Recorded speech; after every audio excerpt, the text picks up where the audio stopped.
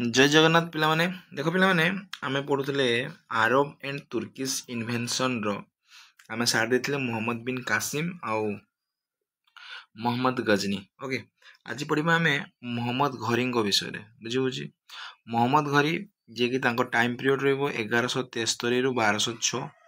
Okay Mohammad घरी तुम जानिछ सी होची घरी डायनेस्टी रूलर थिले जते बेले मोहम्मद गजनी रो डेथ हे जिवो तापरे गजनी कोन हबो ना छोट छोट साम्राज्य रो भाग भाग हे जिवो। ओके भाग भाग हैला पर किछि वर्ष बीती गला पर आ गोटे स्ट्रॉन्ग डायनेस्टी तैयारी होबो जार नाम थिबो घरी डायनेस्टी एवं सेई घरी डायनेस्टी रो राजा थिबे मोहम्मद घरी। तांको जदि एक्चुअल नाम दे जानिबा पिला माने साहाबुद्दीन मोहम्मद घरी हला एकार मोहम्मद घरी रो एक्चुअल नाम मन रखिबो सी होजी अफगान रूलर थिले के मोहम्मद घरी। तो सी होजंती 1173 मसिया राजा हेबे एवं सी बेसी मानुथिले काहाकू ना मोहम्मद गजनी को बहुत फॉलो करथिले। ओके आ सी होजी एम्बिशियस बंदा थिला माने एम्बिशियस रो माने ये थिले बहुत तांकर थिला जे से बेसी मानुथिले काहाकू ना मोहम्मद गजनी को मानुथिले। मोहम्मद गजनी जेमति भारत को आसला परे किछि मंदिर को माने कोन करले लूट करी नै गेले तांकर ये को सी भी सेटा को फॉलो करथिले हला। तो सी हेदि में की करले ए सब सुनिथिले जेहेतु मोहम्मद घरी जाइथिला सेठी मोहम्मद गजनी जाइथिले भारत रो लूटी के ऑर्नामेंट्स एवं विभिन्न जिनस नै के आस्थिले। तो सी भी एटा को प्रायोरिटी रखला जे इंडिया को जीवो एवं इंडिया रे धन जहा भी थिबो लूटी के नै आइबो हला।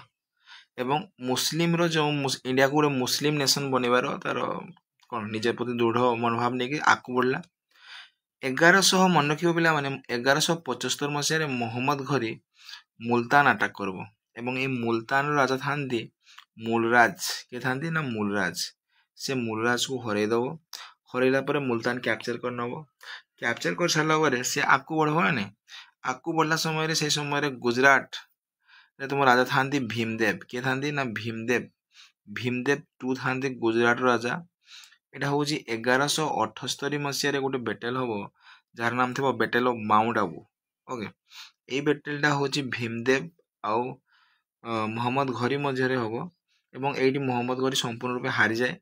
हारि गला पर मोहम्मद घरी पळे आसबो पंजाब साइड रे रहिबो जेटी कि भाटिंडा जगह रे स्टे करथिबो एवं ए भाटिंडा टा पिला माने तुमर आसुजी पृथ्वीराज चौहान अंडा रे का अंडा आसुजी ना पृथ्वीराज चौहान अंडा रे भाटिंडा आसुजी।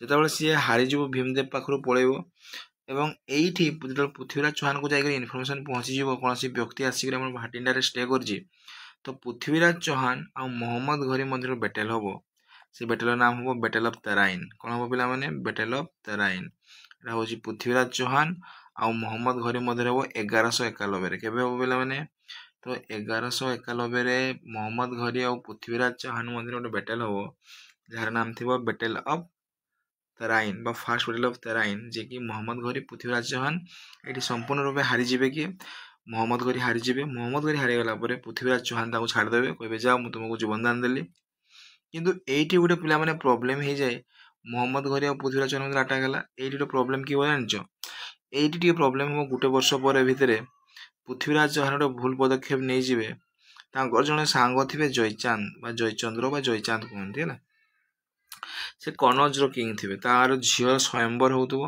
सेही स्वयंवर रे की होबो ना पृथ्वीराज चौहान ताको झियो को उठे नै पळे आसबे एवं से मैरिज कर नेबे। तो जयचांद कोन करबे यार प्रतिशोध नेबा पई से जाके मिसी जिवे कहा से तो मोहम्मद घरी सो एवं मोहम्मद घरी सो जतले मिसी जिवे मोहम्मद घरी को कहबे जे मु पृथ्वीराज चौहान साइड रहबे बट तुम माने लड़ाई तुम साइड रो करबे। तो असुविधा की होबो तो मोहम्मद घरी कहला ठीक अछि तने रेडी। तो ठीक गुटे वर्ष पर 1192 मसिया रे पिला माने आउ थरे बैटल होबो सेकेंड बैटल ऑफ तराइन जे कि पृथ्वीराज चौहान आ मोहम्मद घरी मध्य रे होबो। एठी पृथ्वीराज चौहान कंप्लीटली हारि जाए मोहम्मद घरी विन कर जिवो।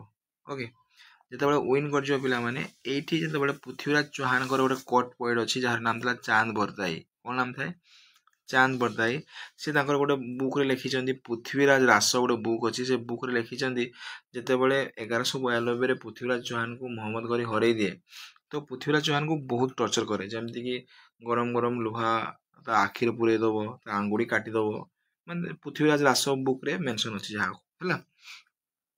तापरे एइट पिला माने जयचांद आ मोहम्मद घरी एना किस हला ना ऑलरेडी पृथ्वीराज चौहान हारि गला ହାରିଗଲା ପରେ ଏନା ଜୟଚାନ୍ଦ ଯିବ ପୃଥ୍ୱୀରାଜ ଇଏ ଆମର ମହମ୍ମଦ ଘୋରୀ ପାଖକୁ ଏବଂ କହିବ ପୃଥ୍ୱୀରାଜ ଚୌହାନ ତ ସେ ଏବେ ହାରିଗଲା, କହିଲା ତୁମେ ଆମର ଯେମିତି ଡିଲ୍ ହେଇଥିଲା ଯେ ତୁମେ ମୋତେ କିଛି ରାଜ୍ୟ ଦବ ଶାସନ ପାଇଁ। ତ ସେଇଠି ମହମ୍ମଦ ଘୋରୀ ଗୋଟେ କଥା କହିବ ଯେ କି କଥା କହିବେ ନା ସେ କହିବେ ଯଦି ମୁଁ କୌଣସି ରାଜାକୁ ୱିନ୍ କରିପାରିନଥିଲି ସିଏ ହେଉଛି ପୃଥ୍ୱୀରାଜ ଚୌହାନ, ତୋତେ ହରେଇବାଟା ମୋ ପାଇଁ ବେଶୀ ବଡ଼ କଥା ନାହିଁ। ତ ଜୟଚାନ୍ଦର ଟିକେ ଇଗୋ ହଟିଯିବ, ସେ କି କହିବ ହଉ ତାହେଲେ ବେଟେଲ ଲାଗବା ହେଲା। ଯୁଦ୍ଧ ହବ ପିଲାମାନେ 1194 ମସିହାରେ ବେଟେଲ ଅଫ୍ ଚନ୍ଦାୱାର। ଏଇ ଚନ୍ଦାୱାରରେ ତୁମର ଜୟଚାନ୍ଦ ସମ୍ପୂର୍ଣ୍ଣ ରୂପେ ହାରିଯିବ। ହାରିଗଲା ୱିନ୍ କିଏ କରିବ ନା ମହମ୍ମଦ ଘୋରୀ ୱିନ୍ କରିନେବ, ମନେ ରଖିବ।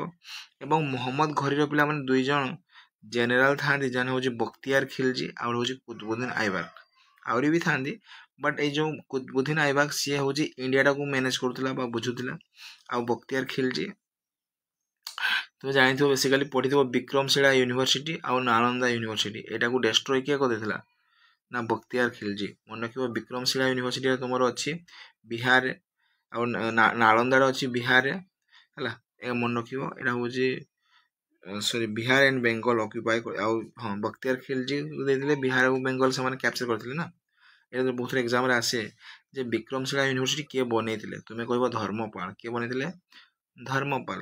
ଆଉ ନାଳନ୍ଦା ୟୁନିଭର୍ସିଟି ହେଉଛି କୁମାରଗୁପ୍ତ। କିଏ ବନେଇଲେ? କୁମାରଗୁପ୍ତ, ଯିଏକି ଭଗବାନ କାର୍ତ୍ତିକଙ୍କୁ ବହୁତ ମାନୁଥିଲେ। ଓକେ, ତ ବକ୍ତିୟାର ଖିଲଜି ଡେଷ୍ଟ୍ରୟ କରିଦେଲେ ନାଳନ୍ଦା ୟୁନିଭର୍ସିଟି ଆଉ ବିକ୍ରମଶିଳା ୟୁନିଭର୍ସିଟି, ବୁଝିଲା। ଏବଂ କୁହାଯାଏ ପିଲାମାନେ 1206 ମସିହାରେ, ଏଠି ମନେ ରଖିବ ଯେତେବେଳେ 1206 ମସିହାରେ ମହମ୍ମଦ ଘୋରୀଙ୍କର ଡେଥ୍ ହେଇଯିବ ହେଲା।